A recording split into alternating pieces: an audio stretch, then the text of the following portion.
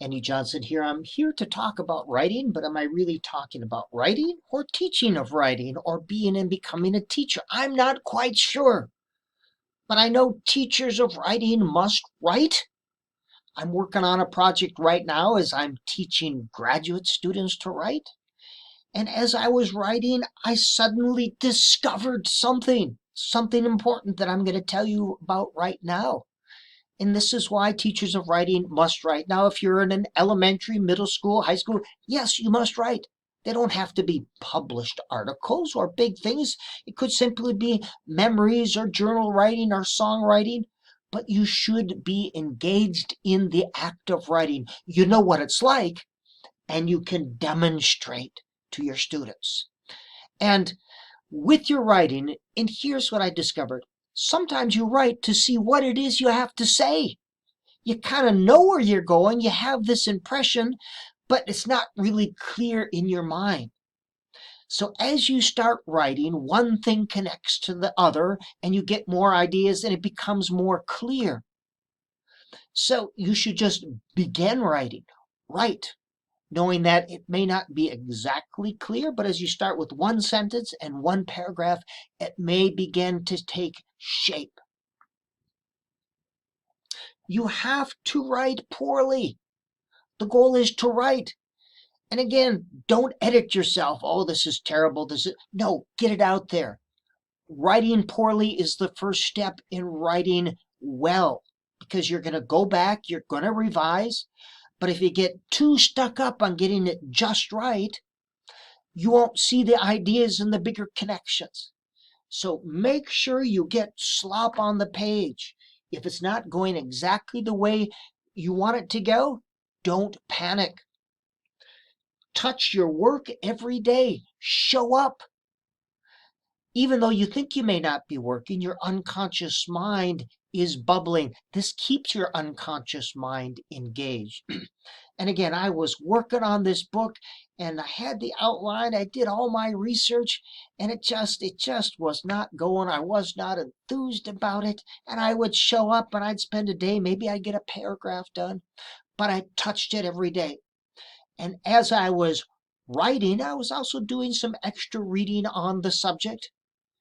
And by touching it every day, one day all of a sudden it just hit me. Boom! Okay, I know where I'm going with this book. I know exactly what I want to say. But I kept writing to see exactly, the words began to give shape to what I was thinking about. It elucidated, it put organization to my ideas. But sometimes you write to see what it is you want to say. The goal is to write. It's okay to write poorly. You're going to revise many times before you finally edit. Touch your work every day. It keeps your unconscious mind engaged. Keep reading or rereading. It's like putting more fuel in the fire. It keeps you going. You get more ideas. It clarifies what you want to see.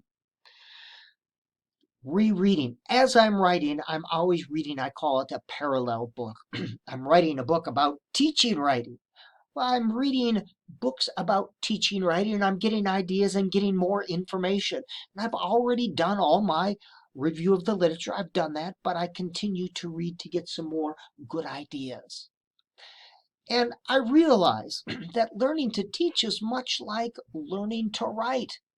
You know, I used to think learning to teach, you master a set of pedagogical skills and then you become a teacher. You master a set of writing skills and you become a writer.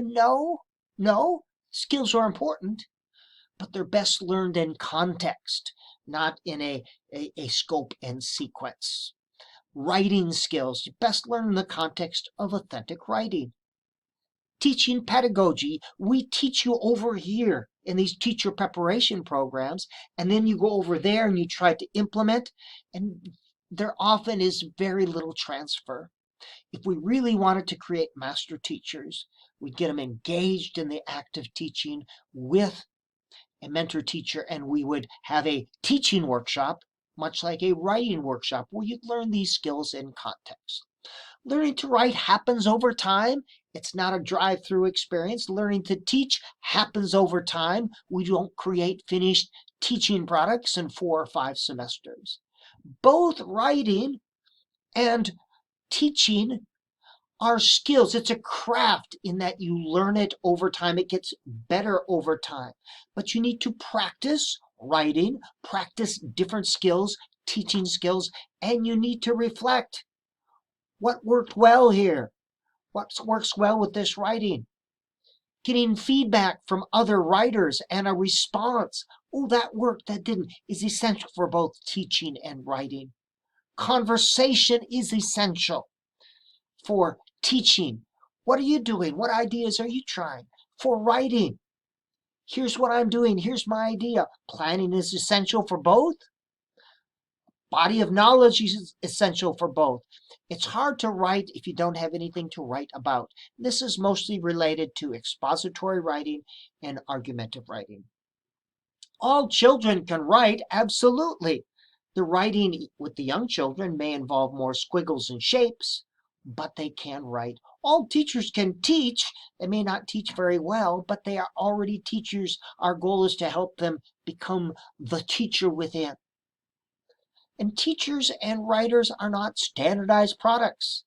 You can't teach the same sequence of skills in the same order and expect to help every child develop his or her full potential. In the same way, teachers are not standardized products, yet we insist on running them through a conveyor belt of having the scope and sequence of skills and classes, and you take this, you learn this skill in that order, and at the end you become a teacher. That's not the way it works with writers or teachers.